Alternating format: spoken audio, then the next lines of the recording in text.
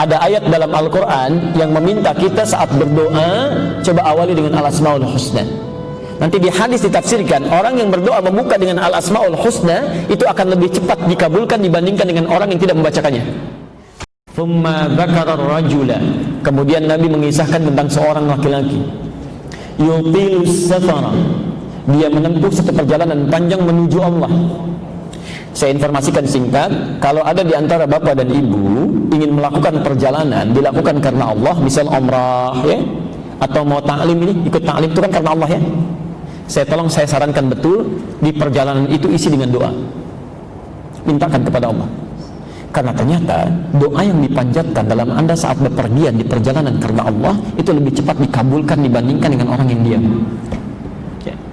Terutama saat Bapak Ibu ikut ta'lim ini, itu hadisnya langsung di 3 kitab hadis, Bu, Pak. Ada di hadis Muslim nomor hadis 1389, At-Tirmidzi nomor hadis 2682, dan Ibnu Majah nomor hadis 219. Ya. Man salaka tariqan yaltamisu fihi ilman sahhalallahu lahu tariqan ilal jannah. Ya. Yang paling menarik, perhatikan, wa innal malaikata la tadau ajnihataha ridwan li talibil ilmi.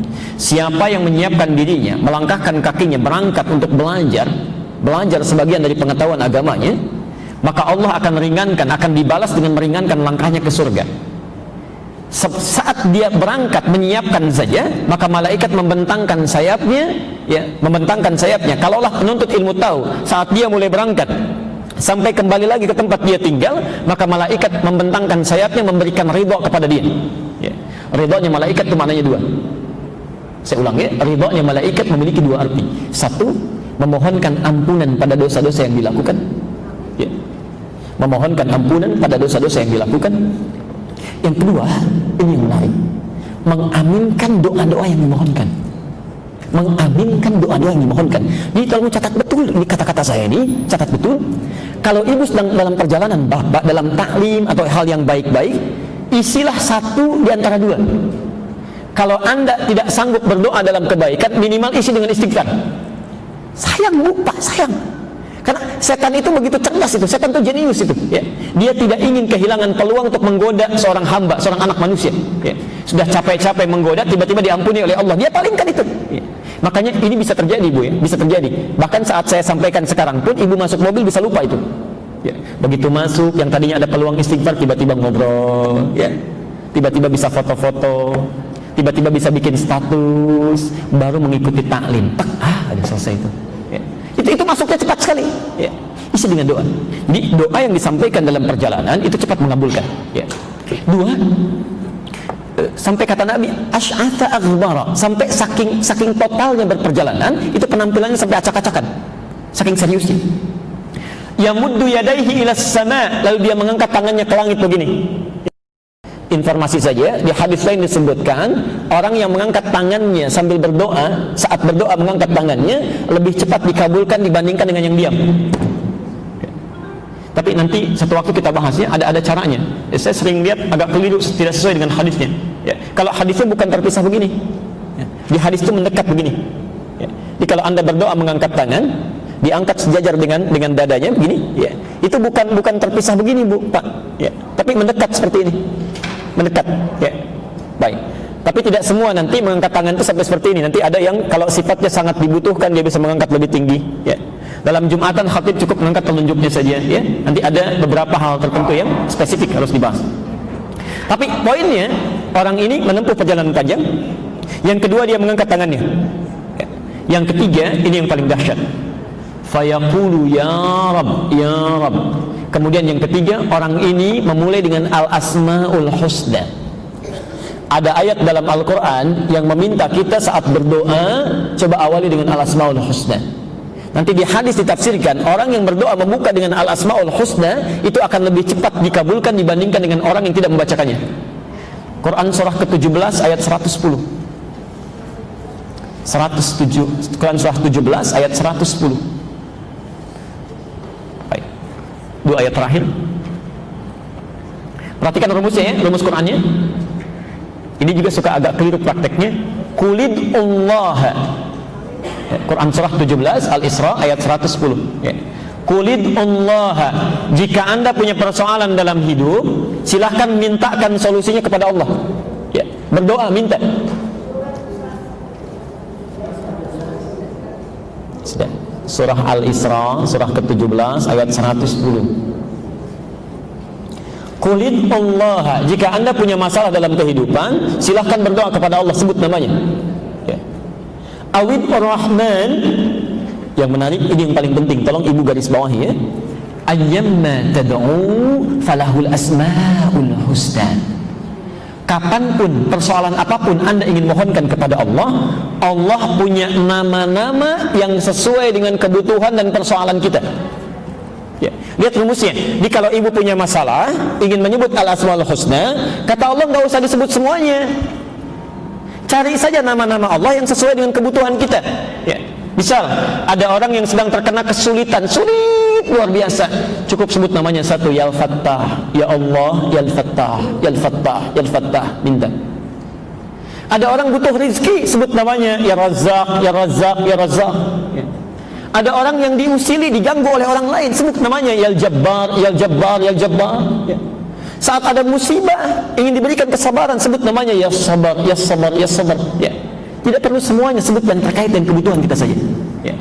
Tapi kalau ibu tidak mampu menemukan kalimat yang kira-kira kita hafal sesuai dengan kebutuhannya, sebut nama puncaknya, Ya Rabb, Ya Rabb, Ya Rabb. Ya. Karena itulah dalam berdoa di Quran seringkali kita menggunakan kalimat Rabb, Rabb, Rabb, Rabb. Ya. Doa paling favorit apa di Quran? Rabbana atina fid dunya hasanah wa fil akhirati hasanah. Itu Al-Baqarah ayat 201 itu ya. Doa apa itu? Doa sapu jagat ya. Doa sapu jagat, ada doa sapu nggak ada jagatnya, ada doa jagat nggak ada sapunya. Cuma orang kita aja yang tahu itu ya. Baik, kembalikan pelan-pelan, kita akhiri. Orang ini melakukan ketiganya, menempuh perjalanan panjang, mengangkat tangannya, dan yang terakhir menyebut puncak al-asmaul husna, Ya Rabb, Ya Rabb. Yang mengejutkan, dikomentari oleh Nabi, anna yustajabu lidzalik. Doanya mustahil akan terjawab. Mustahil akan terjawab. Kenapa?